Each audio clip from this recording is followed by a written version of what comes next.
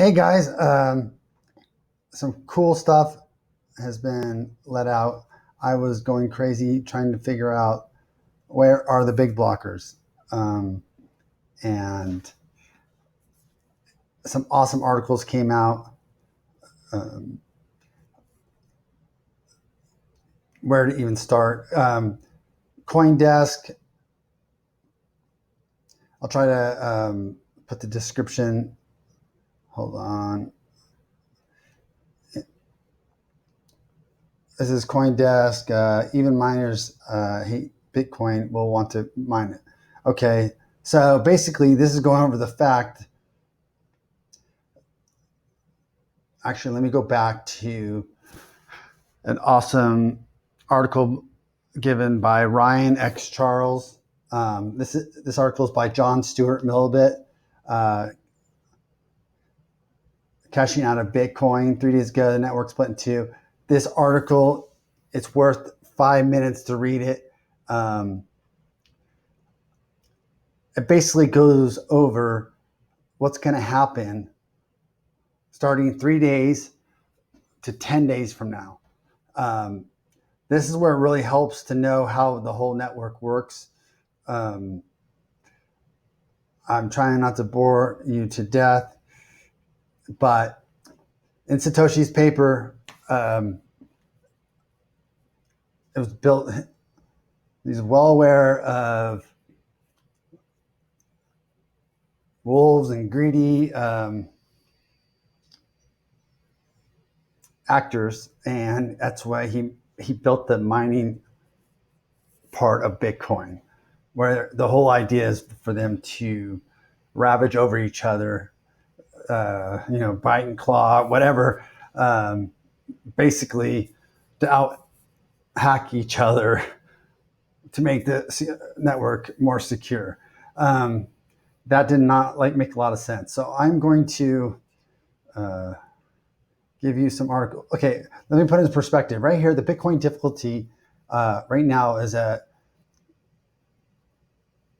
860 billion hashes, let's say. The next difficulty is going to go up by 6%. Everybody understands percent, right? That's going to happen in 2.7 days. In 3 days, here's electricity. It's going to get much more expensive to mine normal Bitcoin. That's the way it's designed. The bar always increases.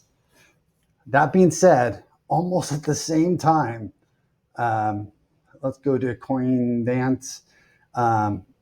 I don't know if you've been following this, but the difficultiness for mining Bitcoin Cash has a special feature built in there. Remember, these guys are the ones who built the system originally. They altered it to have an emergency adjustment.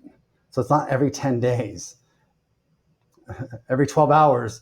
If it's slow, like right now, this says it's still 160% more profitable to mine on the original chain. And as you can see, the blocks, they're not happening every 10 minutes. So right now, let's go to CoinDesk. How about that? That one is in English, kind of, for you guys.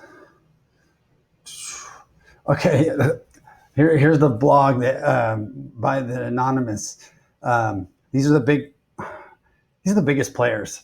Do you know what I'm saying? I have one word of advice for you. Get out while you can. I've been in Bitcoin since then, and I still. If you're not careful, this thing will be the biggest transfer of wealth in the history of Bitcoin. These people don't like Blockstream takeover, and they will fight for what they consider to be the real Bitcoin, aka Bitcoin Cash. The SegWit team doesn't have any money. That's a fact. Big blockers are the people with a lot of holdings. This includes Roger Ver, Craig Wright, John Wan, Galvin Andresen, and a lot more. These people combined have billions of dollars worth of Bitcoin, and they are angry, and they are ready to put their money where their mouths are. Want proof? Look at this. People vote with their money here, and you could see that the big money is in the pro big blocks and against Blockstream and SegWit. Another quote from a Chinese miner: "We have prepared $100 million in USD to kill the small fork of the core coin, no matter what the POW algorithm. SHA-256, Script 11, show me your money. We very much welcome a core coin change to the point of purchase system, or POS."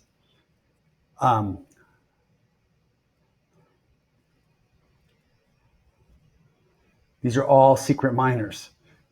What it points out here, not to bore you to death, is how much money is being lost on mining Bitcoin Cash right now. The miners, okay, the secret miners who have been mining the BCC chain at a loss have been estimated to have spent tens of millions of dollars in hardware, $100,000 a day in electrical mining losses. These people don't fuck around, excuse me. Now, this is what's going to happen. The whales cannot dump all their Bitcoin at once. They need to do it slowly. While everyone dumps their BCC to buy more Bitcoin Classic, the whales are accumulating the BCC and the BT and selling the BTC. Despite all the people dumping, the long-term trend will be for the BCC, and the down will be BTC, because the whales simply have all the money. At a certain point, we will witness the flipping. Thanks to a faster difficulty adjustment, the higher market price, it will be more profitable to mine Bitcoin Cash than BTC. This is where the miners will hop in masses and abandon BTC, since BTC has no fast difficulty adjustment. See, remember, these guys are the ones that built it. They know all the flaws too and how to, anyways. The chain will be starved. Blocks will take hours to be found. The fees will go up, and the difficulty adjustment will take several months to slow down. At this point of no return, the BCC price will rise. BTC will keep falling to the ground. People will start calling BCC the real Bitcoin. You are sitting at the table of a high-stakes poker. These people are angry. We know that is true. They have a lot of money and a lot of Bitcoin, and they have a plan. They will crash Blockstream and SegWit into the ground. In the meantime, BCC will go to the moon. There's always two sides to a trade, and it's usually not a good idea to be on the side where all the idiots are. I don't care if you want to listen. I can just read this over, but these are all facts. The thing that was killing me, here's the white paper. Okay.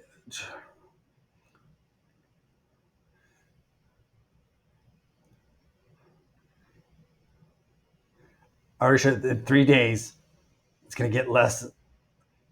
The miners are going to pay a lot more for electricity for Bitcoin Classic. In those same 3 days,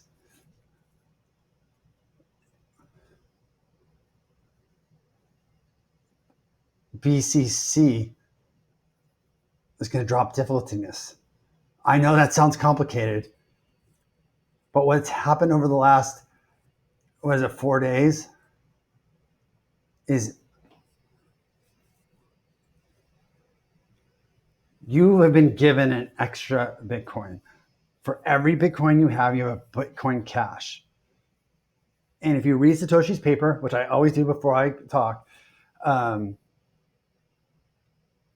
it's a manifesto. It's in plain English, by the way. It's worth a little bit of time just to read it. It's not complicated at all. It's to bank the unbanked. It's to take down Visa, MasterCard, Discover, all of them. It's all built in there. Incentives, chapter 4. It goes over Moore's law. I mean, bigger block size. It's 8 megabytes on this right here, right now. Point being is, miners go where the money is. They don't care. It's a liken to, you're digging for gold. you're spending $500 a day in gas. On your property line, the other half is, so let's say copper, but a crap load. As long as you get that copper out of there at a profit, it would be better to mine copper than it would be gold. Because there might be 100 ounces easy to get of copper right here and half an ounce of gold that's hard to get. I'm oversimplifying it, but that's about to happen because they think miners are agnostic.